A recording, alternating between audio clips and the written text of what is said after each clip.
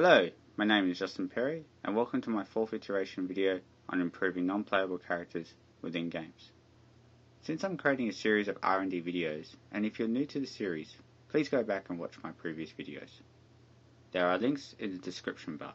For this iteration, my aim was to develop a sense of self within the NPCs. Due to the amount of content, I've decided to make multiple videos to demonstrate this iteration. In this video, I will cover the NPC Psyche, which is made up of 3 subsystems: the automatic, the consciousness, and the self-esteem. The automatic is a system that responds to stimuli and produces either default thoughts or default behaviors. For example, this particular NPC is moving between the nav points. When an NPC reaches a nav point, it will request a new destination. In the majority of cases, the NPC will receive a default response from the automatic system, which is to move from one point to another directly. However, not all paths are equal. Occasionally, an NPC will move along a path where it will get stuck. Despite the advanced pathing algorithm, this particular NPC is unable to find a suitable path to get around the obstacle. In this example, the NPC is losing confidence due to its speed being too low during movement. Once it drops below its threshold, the NPC will take a new action, in this case, move to another point. Once done, the NPC will resume its movement along its previous path.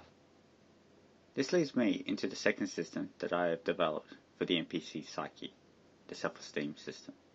As seen in this chart, this NPC went below its threshold at this point. You can also see that the NPC has lost confidence at other times. This is due to minor slowdowns. However, as long as the NPC doesn't fall below 95%, the NPC will take no new actions. In addition, once the NPC returns to a normal state, it slowly regains its confidence back to 100%. This process can be taken further. Once the self-esteem has recognized a loss in confidence, the third component of the NPC Psyche takes over, consciousness. For this particular event, the consciousness system creates a new experience thought, which is made up of a movement type, a description moving from point A to point B, and a response to move to another point. Original thought true means that the NPC has learned from its own behavior. Original thought false, however, means that the information was gathered from another source. So when the NPC is moving from nav point 1 to nav point 4, it will no longer move along its default path.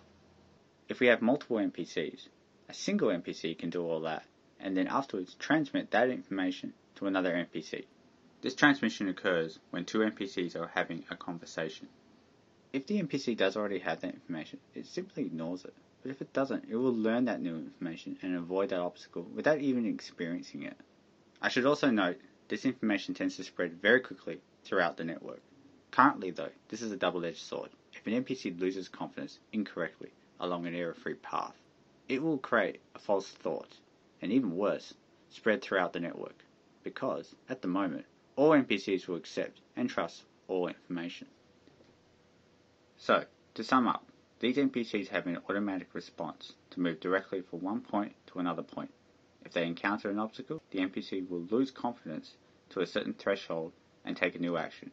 Once the NPC moves along the same path, it will take a new path, avoiding the obstacle. And finally, if other NPCs are present, that particular information will be passed on. In the future, I do intend to develop both decision-making and social cognition systems. That concludes part 1 of this presentation. If you want to give feedback or suggest improvements, please email me or leave me a comment. Don't forget to subscribe, and thanks for everyone for watching.